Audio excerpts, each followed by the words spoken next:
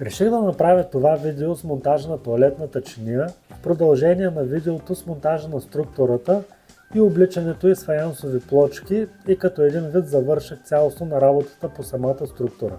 Монтажният комплект, който е включен в окомплектовката на чинията, е удобно събран в полиетиленово пликче и включва в себе си две полимерни монтажни втулки с стопорни винтове в тях, два винта с специална геометрия, с чиято помощ се монтират монтажните втулки, две метални гайки за монтажните шпилки с фрезовани в тях легла, ключе за завиване и имбусен ключ, мисля, че 6 мм беше. Монтажните втулки се монтират във вътрешността на самата чиния, използвайки тези оранжеви болтове, които се завиват в самите втулки. Втулката се прокарва отзад, като стопорните болтове трябва да сочат нагоре към отвора, който е в самата чиния, и след това се фиксират с оранжевите болтове, навивайки ги директно в самите втулки. Като се позатегнат на ръка, с включения в комплекта ключ може да се донатегнат малко, но на този етап не се затягат до край.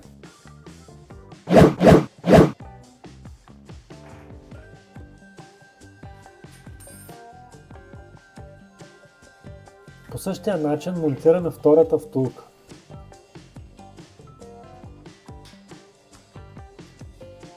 След това обръщам чинията и нагласям стопорните болтове с точност така, че да има свободен достъп с имбусния ключ, и след това затягам финално оранжевите болтове с ключето. Затягам колкото мога на ръка, резбата е здрава и няма опасност да превърти.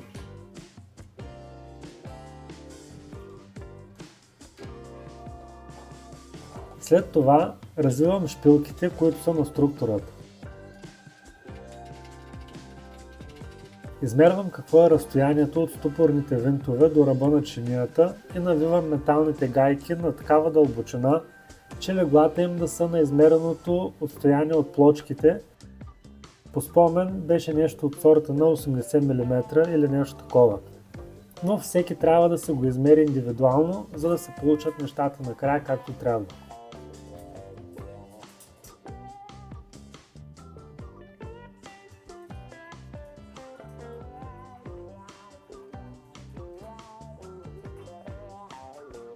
В пътя за отходната вода се помещават допълнителни крепежи и уплътнения, които вадя оттам.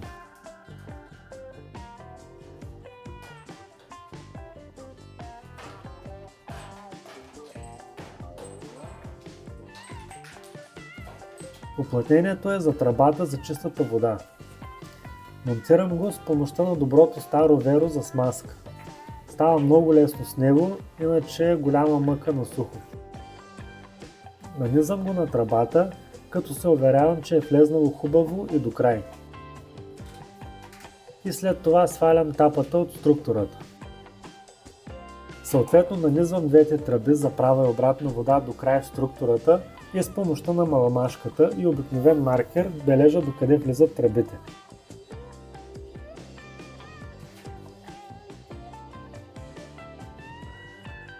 След което същите тръби ги слагаме на самото гърне и отново правя по един маркер, който този път е до ръба на гърнето.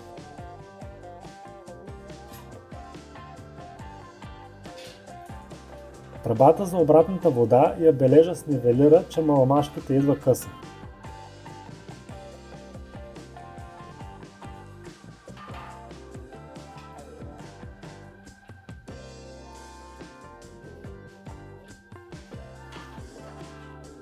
Ето ги и двата маркера.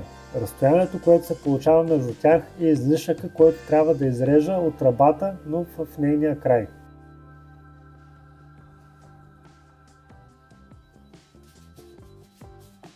За да съм сигурен, че ще изрежа тръбите максимално право, си правя един такъв шаблон от обикновен лист хартия, който нанизам на тръбата и издърпвам до нивото, до което ще режа. По този начин имам идеален кръг, описан около тръбата, съответно и ориентир, по който да режа. Същото нещо правя и за тръбата за чистата вода с друг лист хартия, фиксиран на необходимото ниво.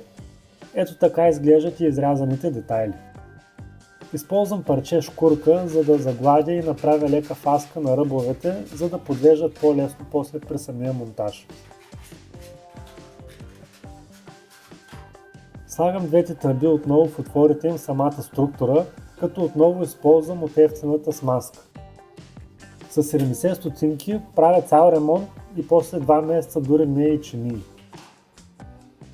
Напъхвам ги хубаво до край и слагам от верото щедро по гумените уплътнения.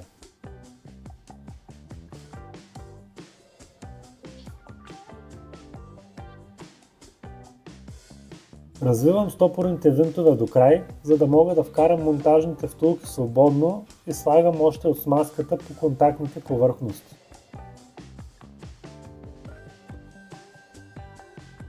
След което нахлузвам чинията в тръбите и шпилките. Ако е работено правилно до момента, трябва да влезе като отякси. След което през двата отвора в чинията затягаме стопорните винтове, които ще фиксират чинията на място доста здраво. Тук може да видите как придърпват чинията плътно към структурата. Това, разбира се, няма да се случи, ако разстоянието на шпилките не е правилно съобразено. Затова стъпката, в която ги навивах с рулетката, а и самото измерване е много важно. Тук е важно да се затегне добре, но в никакъв случай не с всичка сила. Случвало ми се върха на ключа да се скъса в стопорния винт и после беше голям филм, докато го извадя, намеря нов ключ и се свърша работа. Затова предупреждавам. Следва монтирането на бутона. Съответно изрязвам защитния капак на бутона с макетния нож, но внимателно, че лесно стават бели. Завивам пластмасовата рамка, която е част от комплекта на бутона с включените крепежни елементи и шайби. Използвам винтоверта, но не ги завивам до край, за да не превъртя някоя ръзба, след което нивелирам и дозатягам на ръка с отвертката. Да стане стегнато, но отново не упражнявам всичката налична сила, която имам в ръцете си. Развивам крана, който захранва с чиста вода казанчето. Той се развива с права отвертка и се намира вътре в бутона. След което свързвам малката синя тръбичка към бутона. Тя всъщност активира механизма, който пуска и водата в казанчето. А това е една от съществените разлики между гроя и гиберит. В случая механизма работи с вакуум, а при гиберит пускът е напълно механичен. Остана да сложи и декоративния капак с двата бутона. Той също има малко чалъм, първо в долния край влиза и след това защраква отгоре. И така. За да защитя ръба, който се получава между чинията и плочките от влага, уплътнявам с малко санитарен силикон. Като нанасям в целия ръб отгоре и отстрани. Пръскам с сапунена вода и обирам с силиконова шпатула. Показвал съм го вече в друго видео с повече детайли, получава се супер, като тук не прави никакви изключения.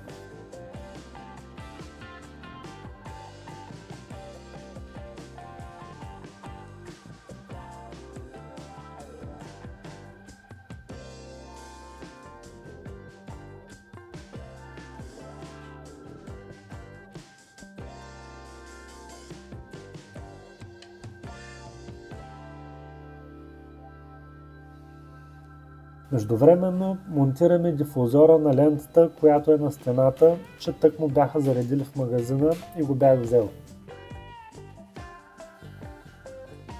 Следва капака с плавно затваряне. При него монтажните конзоли се сглобяват с силиконовите подложки, като и двете са част от комплекта на капака. Елипсовидните шайби се нанизват на винтовете, които също са част от комплекта. И двата пластмасови дюбела са предназначени за отворите отгоре на казанчето. Слагам ги вътре и отгоре завивам монтажните конзоли с болтовете и шайбите.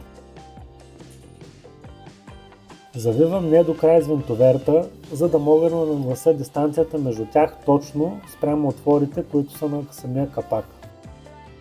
За целта използвам и капака. След като съм ги нагласил точно, дозавивам с винтоверта и отново затягам на ръка с отвертката, защото тук вероятността от превъртане на ръзбата е много голяма. Имаме полимерен дюбел с с метален винт. Отгоре слагам декоративните капачки. Това синьото отгоре е фолио, което аз ще махна на по-късен етап. Накрая щраквам и самата седалка. И в следващите кадри ще може да се насладите на плавното затваряне.